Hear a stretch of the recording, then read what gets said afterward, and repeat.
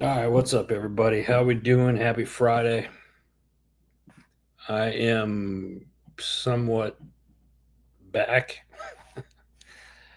I'm gonna take a minute and get some people on here and do what we usually do. So stand by to stand by. Hope everybody's having a good week.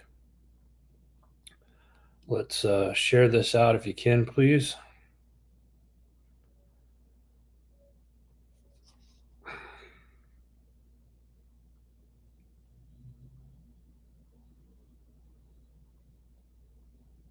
So, how's everybody doing? How's your week? It's been crazy. Lots of travel.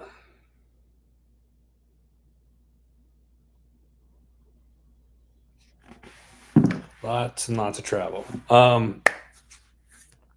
It's good to kind of be back doing a show because I know last weekend or last week kind of cheated it, being in Austin, and this week we are in Clearwater, Florida. Right now, I'm in the hotel. Weather's nice. Got in early yesterday, um, so it kind of go over last week for me and what it's been. A lot of travel. So I went from Austin to uh, Enterprise, Alabama, or Fort Rucker, or Fort whatever they call it now. um, Stayed there and then got into Clearwater, drove down to Clearwater yesterday, a couple days early. We're here this weekend for the Salute to American Heroes, put on by Orange County Chopper Roadhouse and Museum and the MAG. It is the second annual Salute to American Heroes. We'll get into that a little bit more, but it's going to be an awesome event. We got keynote speakers, Gold Star families that are going to be recognized. We got musical guests. Our buddy Dave Bray, USA, is going to be here. Jesse G is a military spouse. She's going to be here as well. And a slew of other celebrities that are going to be coming down. That's going to be Sunday night. And like I said, I'll get into that here in just a little bit. So excited to be here. It's been a heck of a road traveled. Summer for me is officially over now that I've got Little Bird set up for his master's program, and he's getting going. Um, there, it was nice to kind of get back on the road and head east. Being stuck in the central time zone for so long, it's nice to be back in the right time zone, Eastern time zone, right? T Dog, what's up, brother? I appreciate you watching from the gym.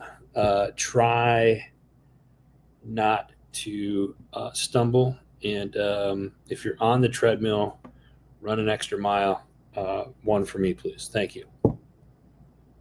So I titled this week Heroes Weekend, like I said, because this weekend is a salute to American heroes. So um, let's go ahead and kind of get started on some of the shows because we got to. I think I finally got something lined up for you guys this weekend. We have we're going to talk about some news headlines that I saw this week. I'll talk about the event. Plus, I have an announcement to make. We got two new shows that have joined Heroes Media Group, and I want to talk a little bit about each of those shows. One is live right now, and you can find all the shows by simply going to heroesmediagroup.com. So it's great. I'm loving it. And we got two more shows coming up in September. It's actually three. We count one this month. Anyway, so let's go ahead and get started. And I'm on my laptop. So Instagram peeps, if you leave a comment, I'll check them here in a little while because I need to pull up my notes. So the first news headline that I saw this week: two military academies permanently drop race-based admissions. Merit prevails, it says. T-Dog, just listening, actually. Well, I appreciate you listening. Uh, The United States Military Academy at West Point and the U.S. Air Force Academy will permanently end race-based admissions. The Justice Department earlier this week reached the settlement with the students for fair admissions, resulting in the dismissal of 2 lawsuits challenged affirmative action policies at these institutions. Attorney General Pam Bondi stated that the admissions should be based, quote, exclusively on merit, end quote, not on race or ethnicity. I could see where this is going to go, and there's going to be a lot of uproar on this. I think I could be wrong. Shouldn't stuff like this be on merit to begin with? But then there's going to be arguments. Well, some people have this, that, and the other thing, and there'll be arguments all across the board. I'm sure of it. The argument, however, ensures that future cadets will be selected through a truly colorblind process. U.S. Attorney Jay Clayton called the outcome a reaffirmation of America's commitment to equal opportunity, effort, and the level playing field. This shift follows an earlier resolution affecting all 3 service academies. The U.S. Naval Academy previously ceased considering race or sex in administrations. It's one of those things where it's like, I can't believe we're having this conversation or this topic. Why is race or sex an issue? It should be on the merit of the person if they're qualified. We want the qualified people in those positions, do we not? And if you're not qualified, you want somebody. I mean, again, arguments here, both sides. What are you guys' thoughts on this? And I'm going to stick with the military side of it because I saw an interview, and I'm not sure when the interview was. I saw it on social media where Secretary of Defense Pete Hegseth, they're talking about bringing back the shark attack at basic training units. Now, I had forgot they got rid of it several years ago. And for those that don't know, shark attack, it's like, you go your first day of basic training, there's a bunch of drill sergeants. They nicely single file you off the cattle trucks and welcome you to basic training in a manner that is a bit chaotic. So it's funny that they took away the shark attack, quite frankly. And I don't, I think they should. Do I think they should bring it back? Yeah, I do, because I went through it, and I think most guys I know here, Ken, John, what's up, cowboy? How you doing? Ken, good morning, brother. I appreciate you as always jumping on. I know you guys went through shark attacks during basic training. Should they bring it back? Yeah, I think they should. I think, in the military, everybody's like, oh, they're brainwashed, they're this, they're that. It's merely you're breaking a person down and you're building them back up to the way that you want them to be or need them to be. And a part of that is just instilling discipline in them as well. You want them to think in a chaotic position or during a chaotic time. When they took away the shark attack, I remember reading, this was brought up during the Vietnam era, not my words, theirs. And you had a lot of draftees that were in, so they used the shark attack to get the draftees in line. And it's kind of funny that I'm even bringing that up because it reminds me of a book, and I'm pulling it up here. That's why I'm looking off here. It's called About Face by Colonel David H. Hackworth. If you have not read that, and I'll put it in the comments after the show, but this is a great book. Colonel David Hackworth, amazing individual. He talks a lot about Vietnam and that time frame, and he talks about the training during that era, during the 60s and early 70s, and what it was like. And he brought up the shark attack back then, actually. So it was Nice. Let's hear Ken. Ken says when he went to boot, they could put hands on. Yeah. See, when I went, they you couldn't do hands on, but it was very verbal. I remember you could say at that time you could say anything you wanted to. You just couldn't physically. Well, I shouldn't say that.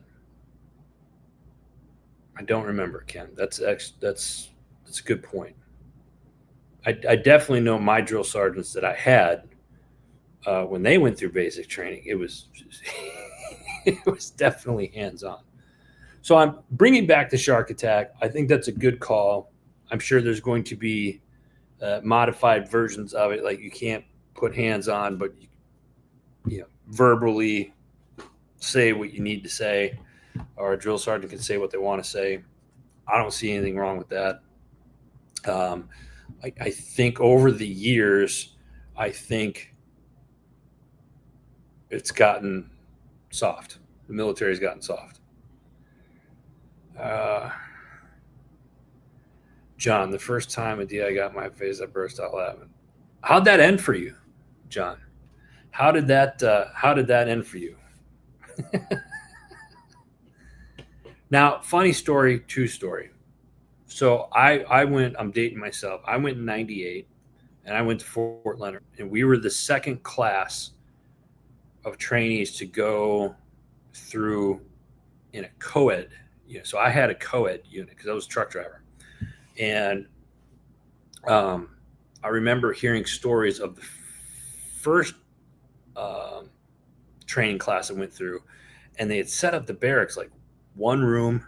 You remember in the barracks you had the halls. So you had one room was males. The next room on the same floor were females, and then it alternated. That was the first class. My class went through. It was the males. All the females were in the basement, and all the males were up on the top floors or whatnot. And when we got there, everybody was wondering like how many, why all these girls were pregnant. Whose idea was it to put males and females on the same floor during basic training and expect? I don't know. T-Dog, combat arms need the shark attack. Non-combat arms, I can see arguments for both sides. Ken, yeah. Yeah, I don't feel young, Ken. I don't feel young. T-Dog says the shark attack sets the tone for what's coming.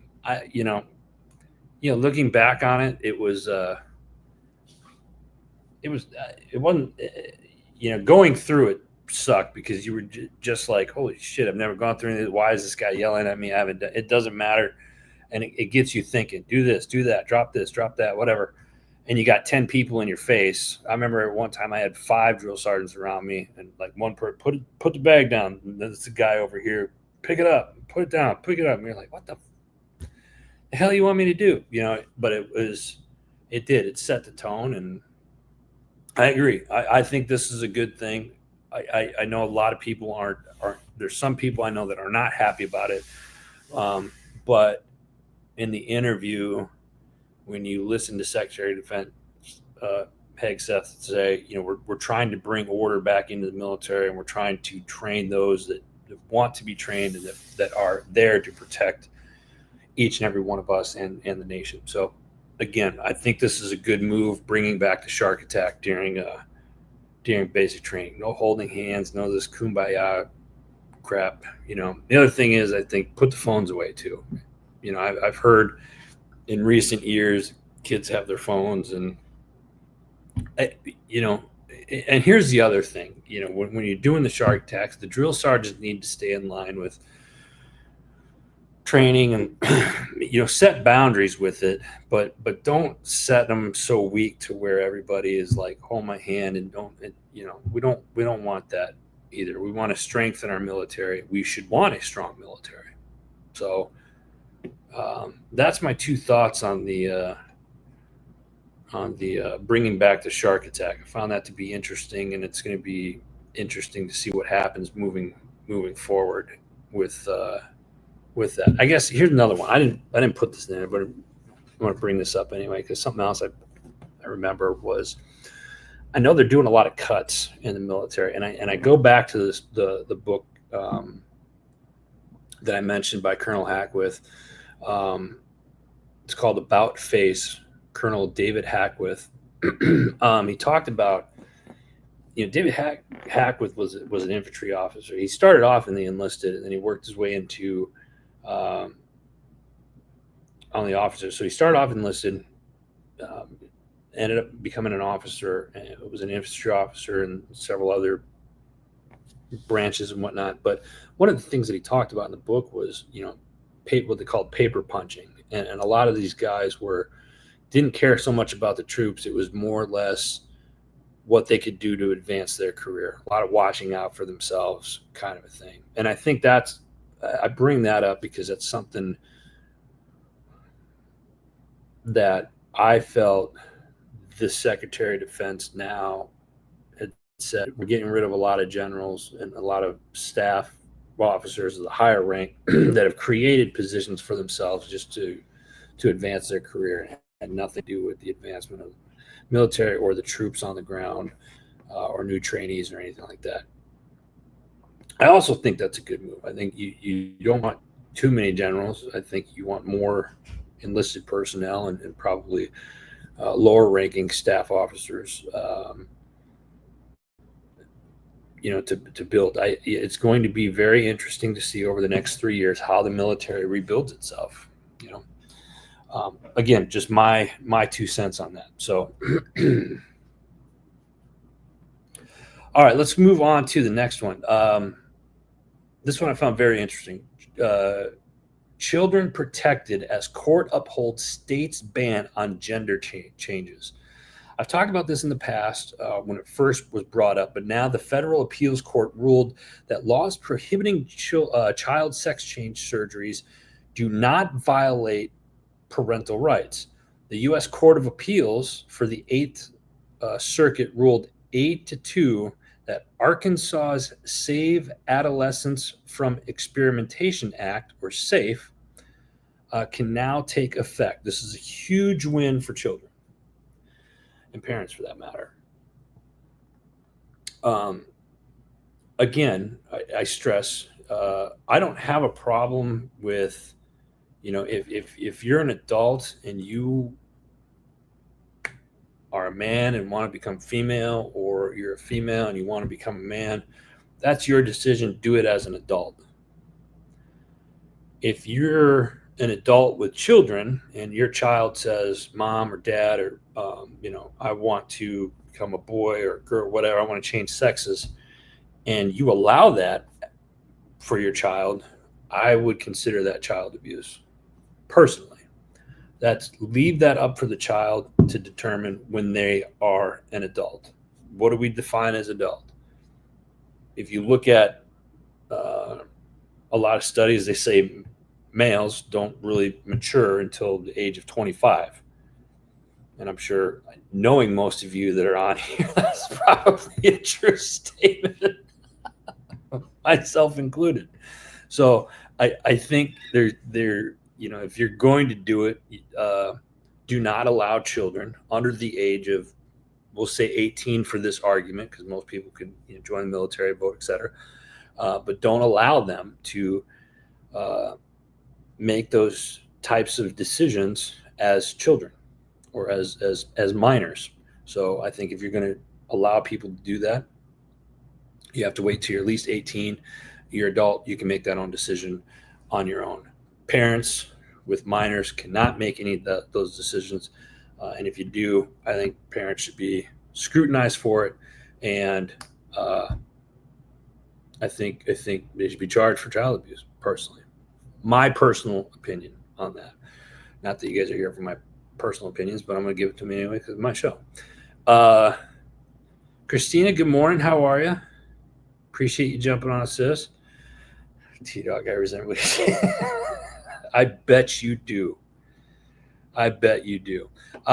Let's move on to another one here. Youth sports. This was just one random, no particular article. I just saw this on social media because I saw it on the news the other day. Because the Little League World Series is on.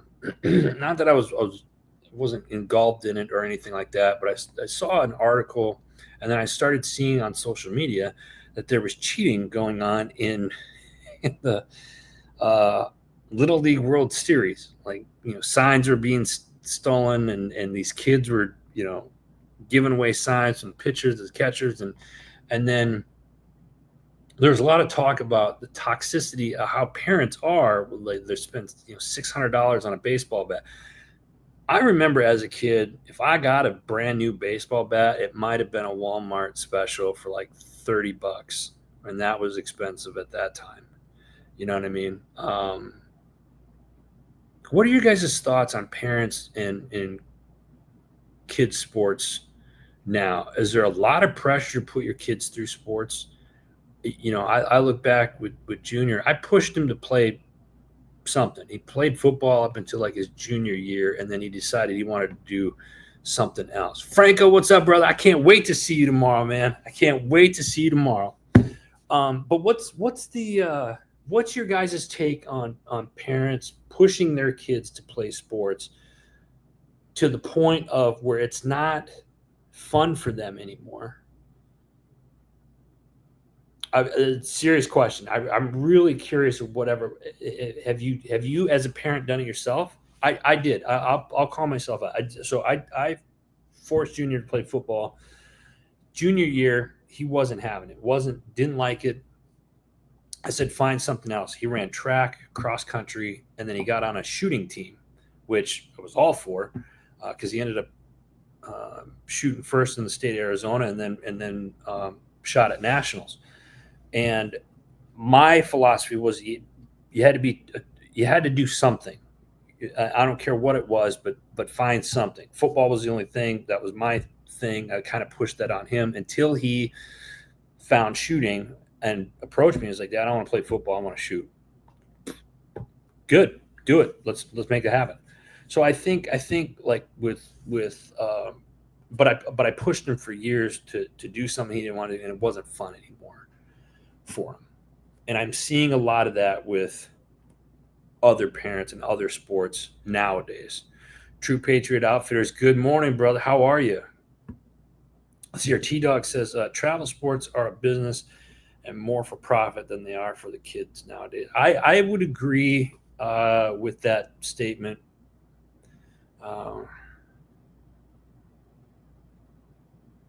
Franco makes a good one. I'm gonna put this one up here. This is a good one here. Franco said, when the parents treat their kids like the parent is the player, it's time to get out. Yeah. I think as parents, I think it's definitely the parent's fault when you push. Like, ask the kid, why are they wanting to play sports? It's supposed to be fun. It's their youth.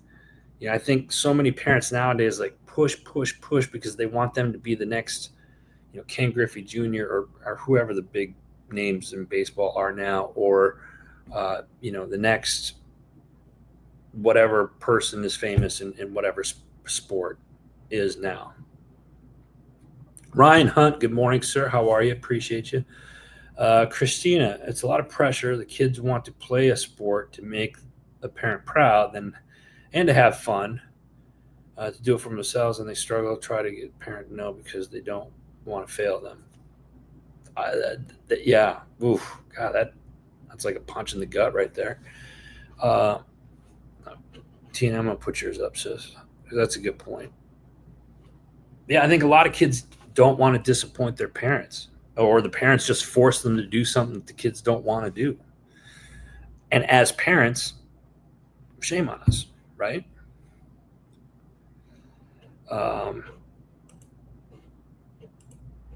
T-Dog will throw this up here about losing, and then there's always someone better than you. Yeah. A lot of adults don't. It's sad. Gene, what's up, brother? What do we have here? I'm going to put Gene at 20 years for.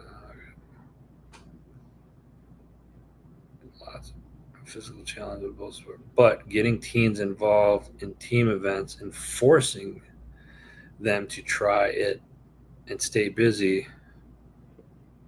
is a solid path. Okay. So I'm kind of on Gene on this one as well. So it's mixed. I love that we're having this conversation. Thank you guys for the comments first off. So my thought process on it, and this is how I told it to, I'm using my example with Little Bird when he was playing football and didn't really want to. I said, you gotta learn how to be a team player. Like he ran track, loved it, loved cross country, individual sport there with track and whatnot. So I wanted him to learn the team side of it, how to play as a team and work as a team. And he did, up until the point where it was just like, it's just not fun anymore. I said, fine, find something else. And that's when he found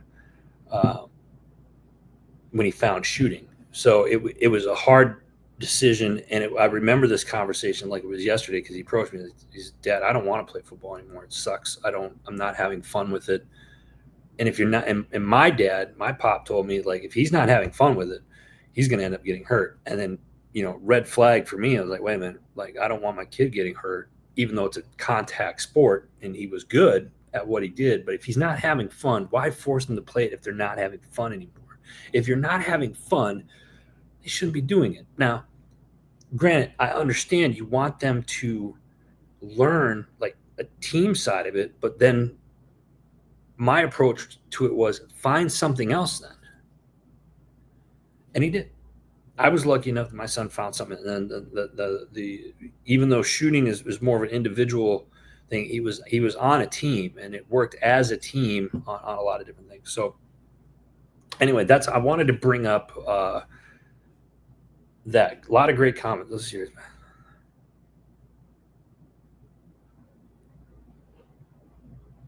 Yeah.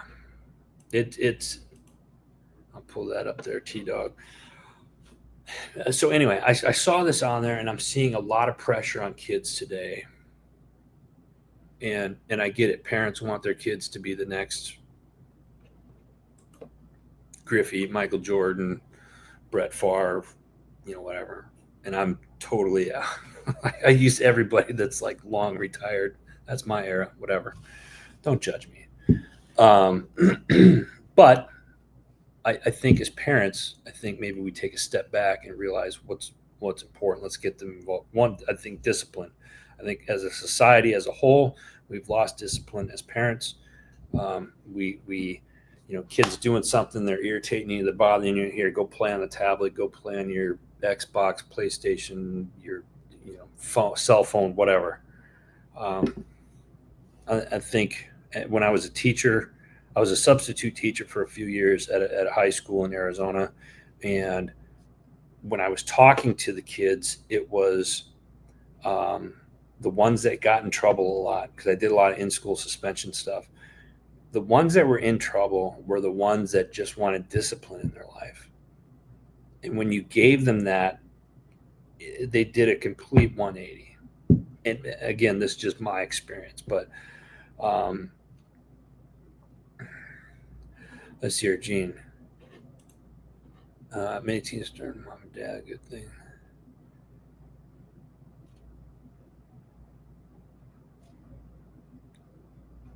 Yeah, Gene. Good point, Gene. Good point. So again, I think as parents, we have to look at things and just be like, hey, where are we shifting, whatnot. So anyway, we got to move on. So great comments. Keep them coming. If you guys got more comments about youth sports, I'd love to hear about it. Keep them coming.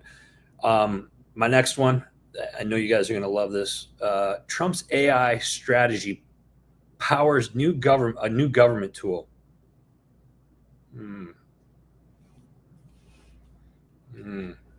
The U.S. General Services Administration, or the GSA, announced USAI. I don't know why I just did that. Whatever. Anyway, an artificial intelligence tool that allows federal agencies to, quote, experiment with and adapt, end quote, AI strategies at fast pace. There he is, David Gordon. You're just in time. I'm talking AI. You're going to love this. Appreciate you jumping on, brother. Upon announcing its AI plan in July, the White House said, quote, winning the AI race will usher in a new golden age of human flourishing, economic competitiveness, and national security for the American people, end quote. Okay, here's the thing. I got to interject with this. Oh, my God. Anytime the White House says this is something to do with national security, that raises a red flag for me. It's like, no, red flag. And when the White House says we're winning in AI, the only thing we're winning at with AI is we're the number one country spending money on it, and we're creating foolish things that keep in mind. You guys have to keep in mind AI doesn't solve problems. AI speeds up stupid. So if you have a bad progress, or excuse me, if you have a bad process that doesn't work in the manual, then all you're doing is speeding up stupid. That makes sense?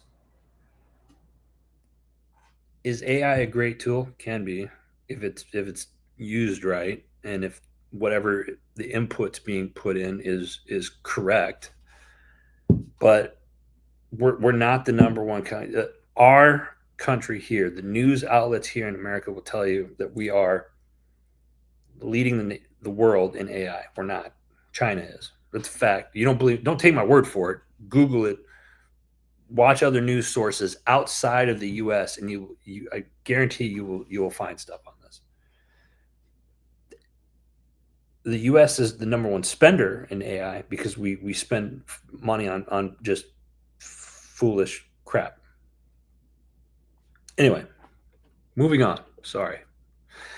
The report details that an American victory in the AI race will unleash a new, quote, information revolution and enable altogether new intellectual achievements, unwavering ancient scrolls once thought unreadable, making breakthroughs in scientific and mathematical theory, and creating new kinds of digital and physical art. It's like a new renaissance. Okay, oh God. So here's the thing.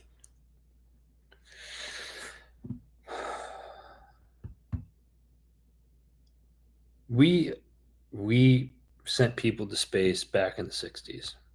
We had, to date, the fastest plane that's ever been created in the SR-71 Blackbird that has since retired. And a big portion is that parts that it uses, those companies are no longer, that made those parts are no longer around.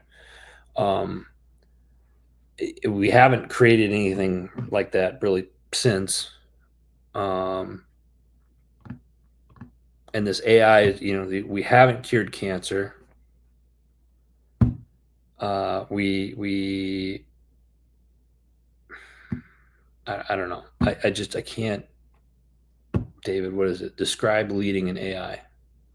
Yeah, you'd have to ask the White House for that, because the White House says we're leading in AI.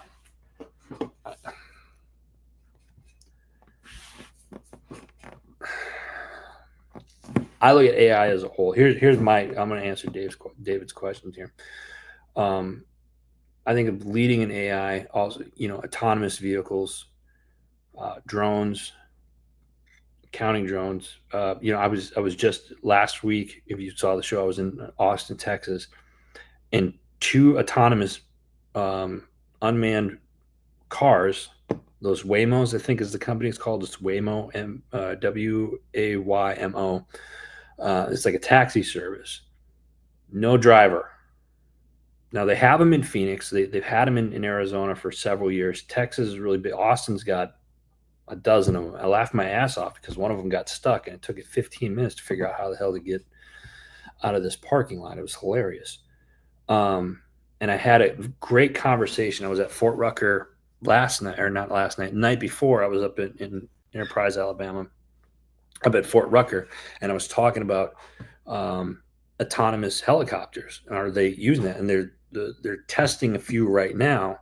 But the one thing my source says is they will never go pick up casualties from the battlefield or anything like that because there's no human factor that can be calculated there in case of emergency. So if you lose a helicopter that's got supplies on it or something like that, if you let me rephrase that.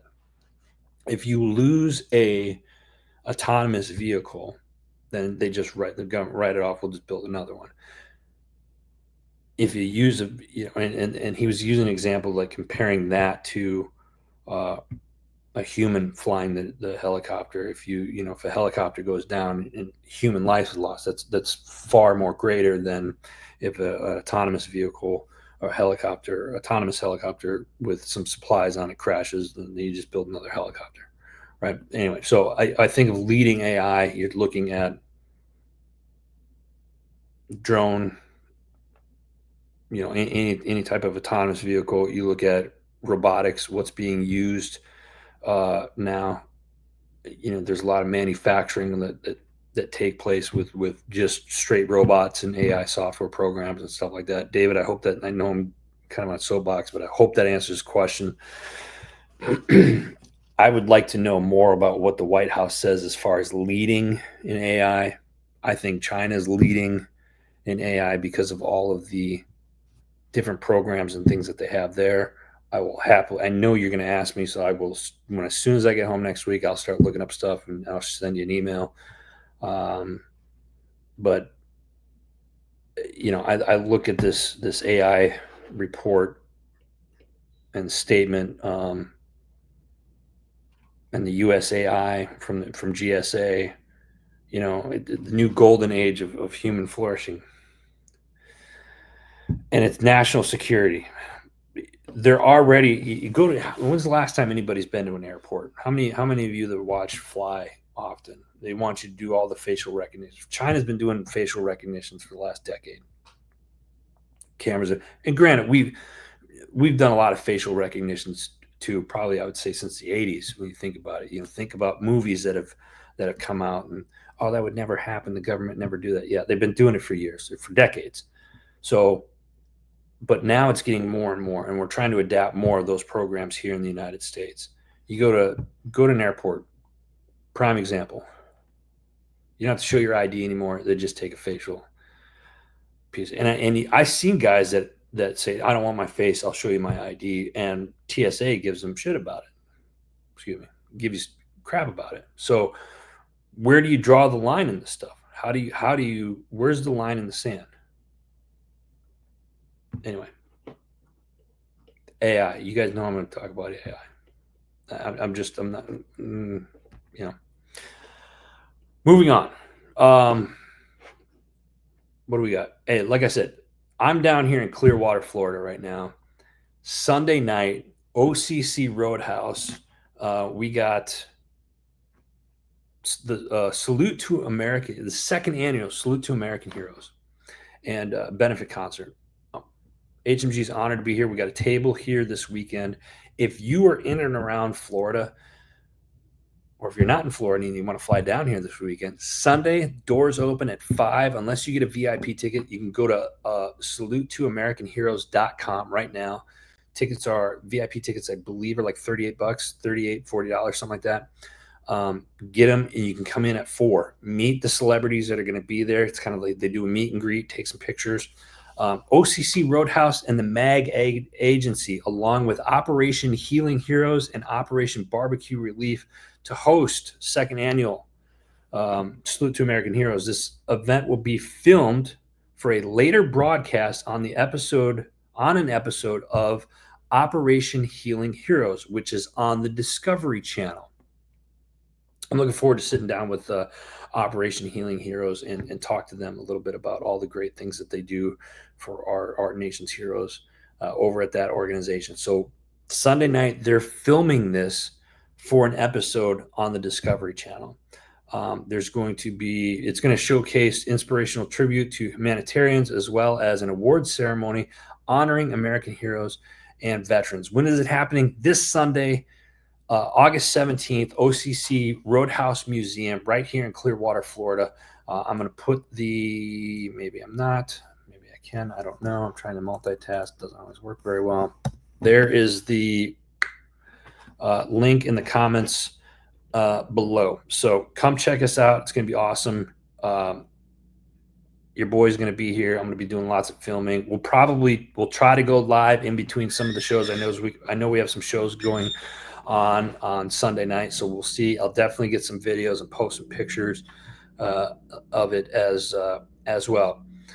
I talked about hero stories. You guys have heard me bring it up for the past month. So if you have a hero out there that you want me to spotlight, bring them up. I'm gonna nominate my little brother, Bubba. Jay Hellickson. He's a police officer up in Wisconsin. That's all I'm gonna say. And he's been doing a lot in our hometown community up there with some kids. He got recognized in one of the local papers recently.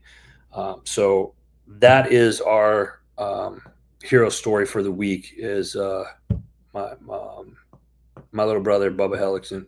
Bubba, but for namesake, I'm going to call him Bubba on here. Malachias. Now, I know you're here in Florida, man, and I'm over in Clearwater. So let's shoot me a text. Let me know how far you are, because I'd love to see you now that you're down here if you got some time, man. I appreciate you jumping on. New shows. Let's talk about some of the new shows that have joined HMG here recently.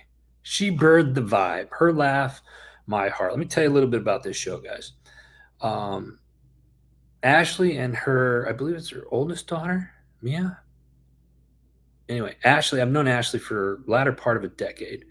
And this show is sweet. Mother, daughter coming together, creating a legacy, talking about their legacy and leaving a legacy. And some of the conversations, these two are a riot. You guys are going to love this. This show is going live, I believe, the first week of September. I met with them when I was in Austin, Texas last week. So great. I'm excited to have them on. So welcome them. Stay tuned for more with them.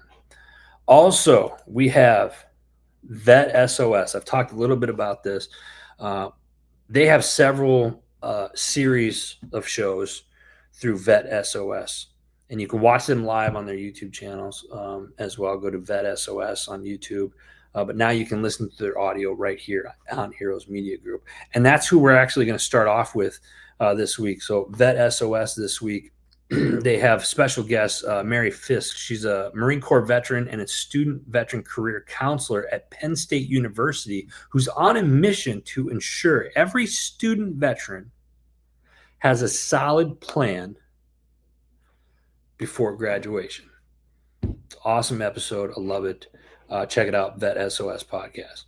Double S Podcast with our man, Gene Campbell. I know Gene, if he was still on here. True Patriot Outfitters, that's his organization. We got some stuff coming up in 2026. Let me tell you, folks.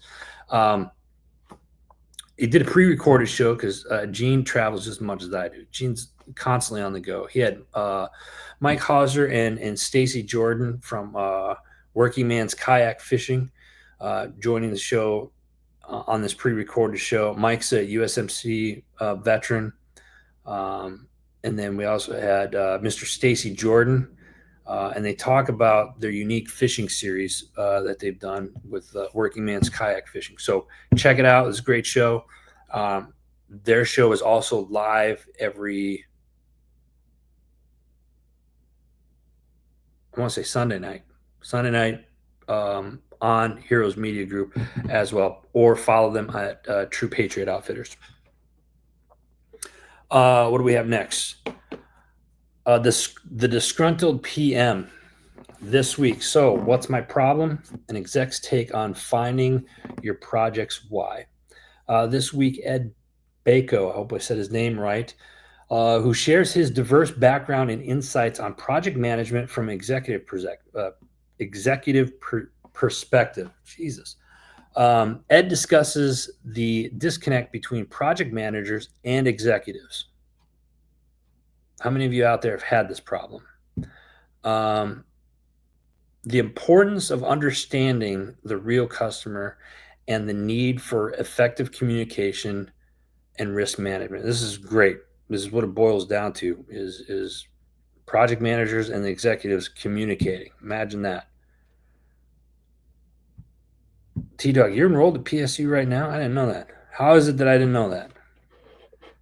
All right, next up, Speak Up, Show Up, Lead podcast, the Resilient Leadership podcast with JJ Hardy.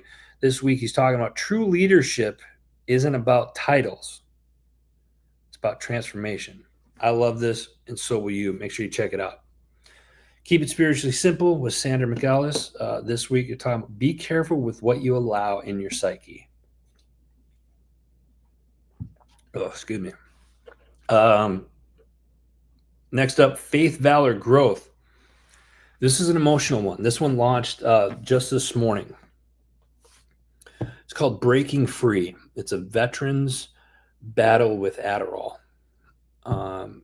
Host Dominic Licata bears his soul in this episode, sharing his 20-year battle with an Adderall addiction and his path to recovery.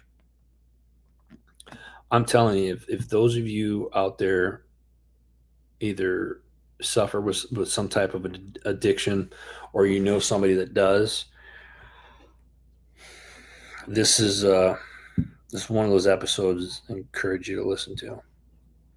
Dom's a good dude. He's got a heart of gold, and he really put himself out there on this. I'm proud of Dom when you watch this, because I know you will. I'm proud of you for doing what you did. Next up, we got the strategic veteran with Adam Peters. What if the real fight isn't keeping people safe? It's teaching them they can protect themselves long after you're gone. This week, Mark Fritzwater spent 2 decades as a Green Beret, leading elite teams through Afghanistan, Latin America, and Eastern Europe. He carried the weight of loss, the lessons of mentorship, and the quiet mission to bring warriors home better than he found them. Now, he runs I-68 Counseling Group and the Cutting Edge Training Facility in Colorado, turning tactical training into a sanctuary where men, women, and families find strength, skill, and unshakable confidence. This is a good one. It's called The Strategic Veteran. What do we have here?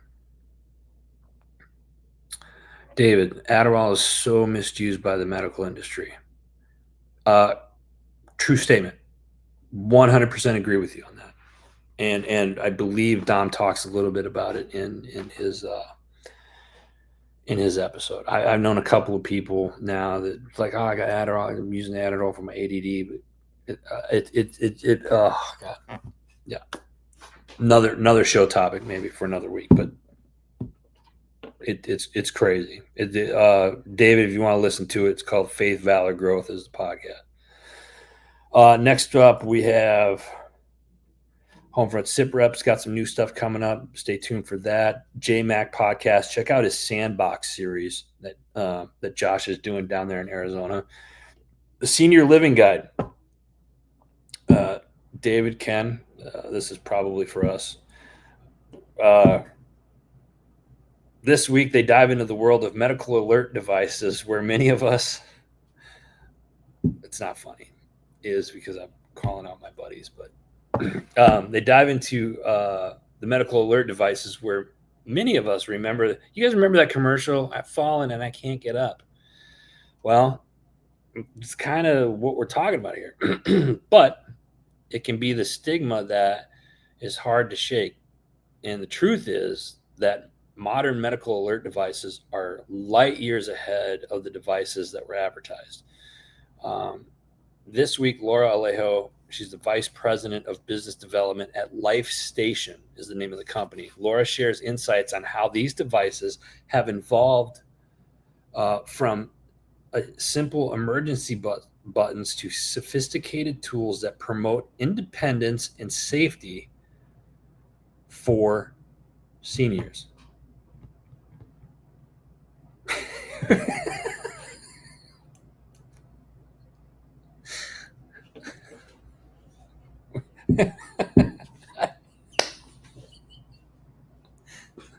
Oh, okay. Maybe just me then, fellas. I didn't know I'd strike a nerve on that one. I apologize. Since I was called the youngster in an earlier comment, I thought maybe this would be something. I'm just, listen, Life Station, good company. Senior Living Guide, I think it's a podcast that everybody should listen to because you have family members that are getting older.